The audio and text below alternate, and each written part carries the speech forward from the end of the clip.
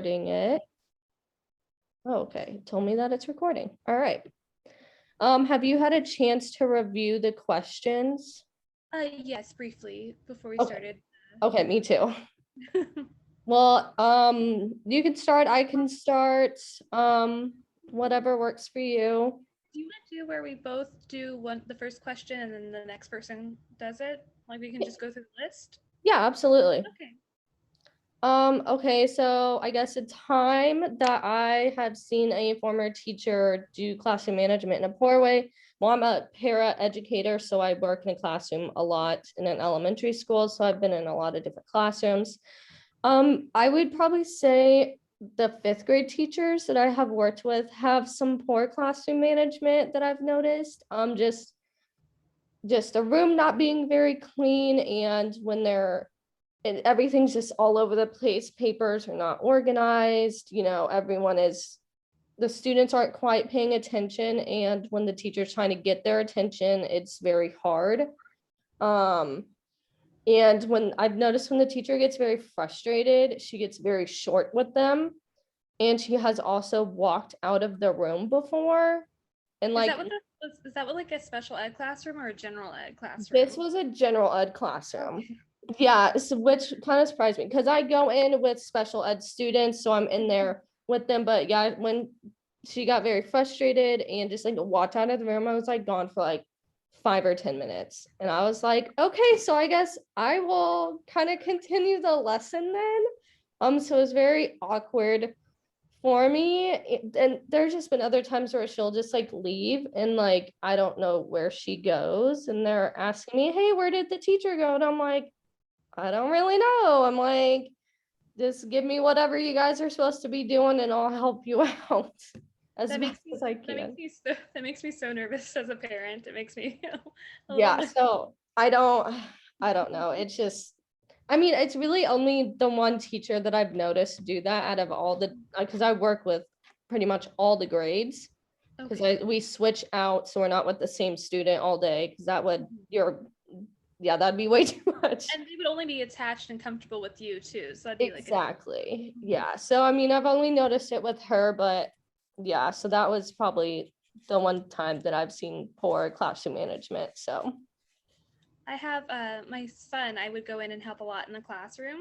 And my son, he's in third grade, but he's on the spectrum. So he spends majority of his day in the special ed classroom. okay. So it's K through third, and then no, it's K through second, and then third, fourth, and fifth. And the older grade teacher just is very short, but with the Okay. special ed students, and that makes me to view it as a parent and to not have that regard for wow, there's a parent watching, or just Mm-hmm. not have that makes me even more nervous because I always think about if you're short with them in front of parents, Yeah. how are you behind those closed doors? And just becoming very upset and raising her voice and becoming very Mm-hmm. short with them and just not being attentive. And I think that's such an issue when you have kids who really need that one-on-one guidance and support. Yeah, I definitely agree with that because I have noticed that. I understand teachers get frustrated. I get frustrated with my students too sometimes. So like you cannot show that because that just makes the situation worse. And there have been teachers that have come up to me and they're just like, oh, it having him in here, it just makes it really difficult. And I'm like, I'm sorry, I didn't get to pick who his teacher was. I'm not the decider of that. And you're a teacher. Sometimes you're gonna have kids in your room that are special ed. And have behaviors. I don't know what to tell you. And I think that they expect all of the kids to behave a certain way, and when they don't, Hmm. they just don't know how to plan a lesson around behaviors, and that's something that teachers really need to plan Oh, for. for sure. Oh Mhm. yeah. So that I guess that goes into the next one. Um, on a teacher who has shown classroom management the right way. A third grade teacher that I have worked with does an amazing job of that. One of my students has really big behaviors, throwing chairs, flipping tables, screaming tantrums, stuff like that.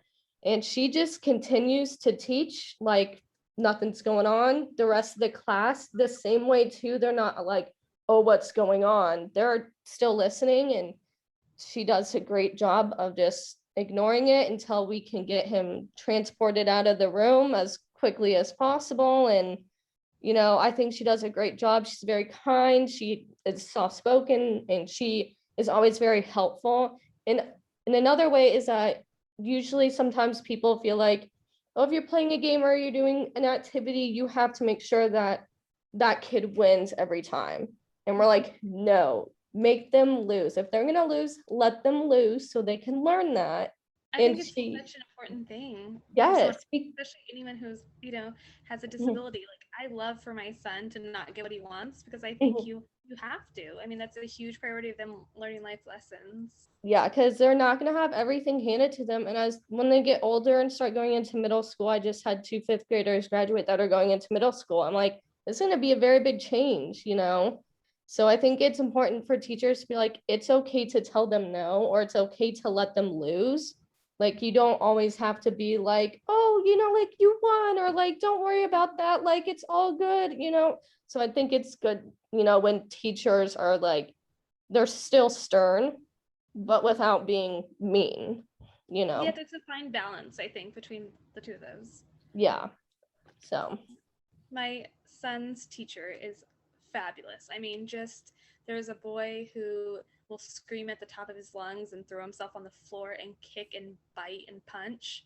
oh And yeah. he pretends like nothing is going on in that moment. He is just so calm. And my son doesn't really have behaviors. My son is kind of the opposite of, he gets very nervous when the kids Okay. are having behaviors. So Mm-hmm. his teacher, because he's so calm, in turn, my son is so calm because he sees that, and he can feel the teacher, just being calm with the students and speaking quietly, and just, being so patient, I think, has been such Yes. an amazing thing to see. Yeah, that is definitely a big part of it, because if you come into a situation and you're just like, what's going on? What do we need to do? Like, very hyper like that, it's definitely going to cause the room feelings to shift, and some kids starting to feel anxiety about what's happening, especially with behaviors, because I do work with kids with very large behaviors. So I mean, that's really important, is just to keep your cool, don't make a big deal out of it, just kind of just keep going.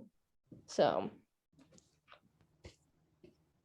okay. And the last one is, if we're handed the keys to start teaching a classroom on Monday of next week, what would your top concerns be?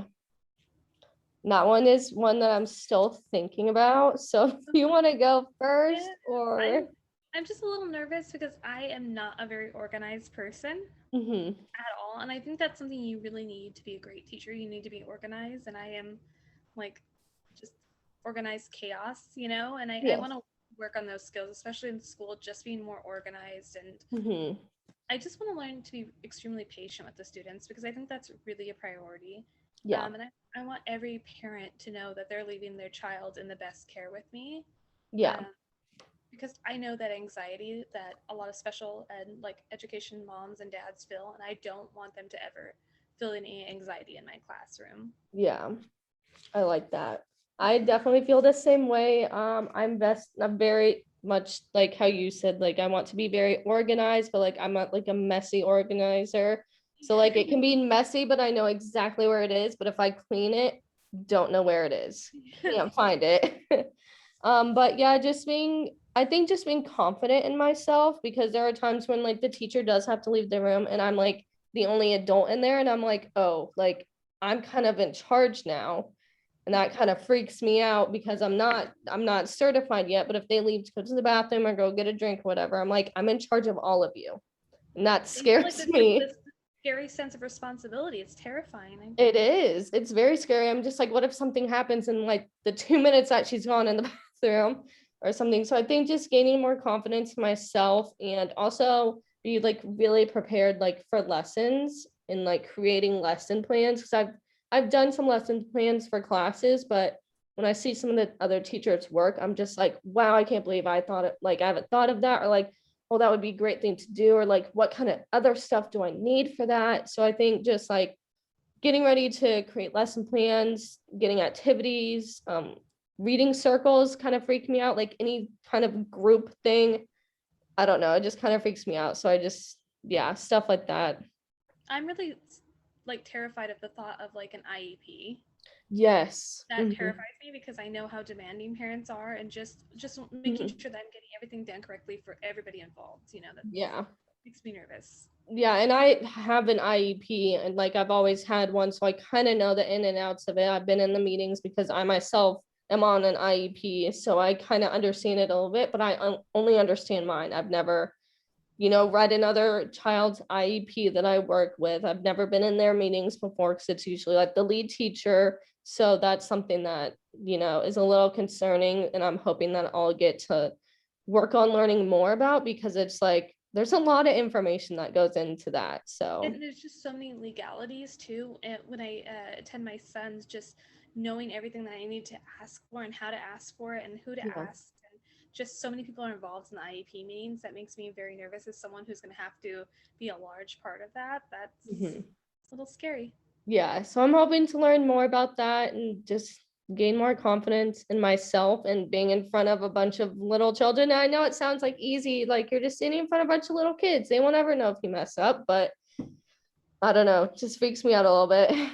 Yeah, I feel like kids that they're so honest too, and they will let you know. So Yes, be careful. they will, for sure. Okay, so I think that is all of our questions. Okay, so I've been recording, and then we submit it. Okay, so we can submit it via YouTube. Okay. Um, yeah. Oh, it says each person should submit a link. So I think I should just be able to send the YouTube link to you. Okay, perfect. That sounds Yeah. great. Yeah, so I'll get that uploaded and I will get that sent to you. Thank you so much, Marissa, and thank you for like really working around my time schedule. I know it's very Yeah. hectic right now for me, but I really appreciate it. Yeah, no problem. You're on vacation. Enjoy it. I totally understand. Yeah, Thank you. so no, I was you're like, all I don't good. know. I never have done a Zoom call before, and now I'm in a hotel. I'm like, oh, I don't know how this is gonna go, but I really appreciate you understanding my situation. Oh, no problem, not at all. I had no idea how to set up like a meeting, because normally like I'm always invited to the meeting. So I was like Googling like how to schedule one and like how to get the link out, but I figured it was really easy. I just had to copy it to my clipboard and like that was it. Have you ever done this for a class before? I have, yeah, I've done it quite a bit for classes last semester, and I would have to upload the videos to YouTube and just like submit the link. So I haven't done I last semester I didn't do any for my classes at all. Uh-huh. So this is my first one. So Oh, well, now you kind of know what you need to do. And so if you're ever the one doing it, yeah, you should have a record button, or you can use other things. I think there is something else that VidGrid. I've never used that. I tried downloading it. It looks kind of confusing. I wonder Um, if I start the meeting if I can record it. I'm kind of I curious. I think so. I think it's whoever the host is can record it. Okay. But yeah, so if you're ever doing that, then you can just upload the video to YouTube. So Thank you so much, Marissa, for doing all of this with me. I really appreciate you working with me. yeah, you too. You're awesome. Thank you. All Thank you. Have a wonderful night, okay? right, you too. Have a great vacation. Thank you. Bye. Bye.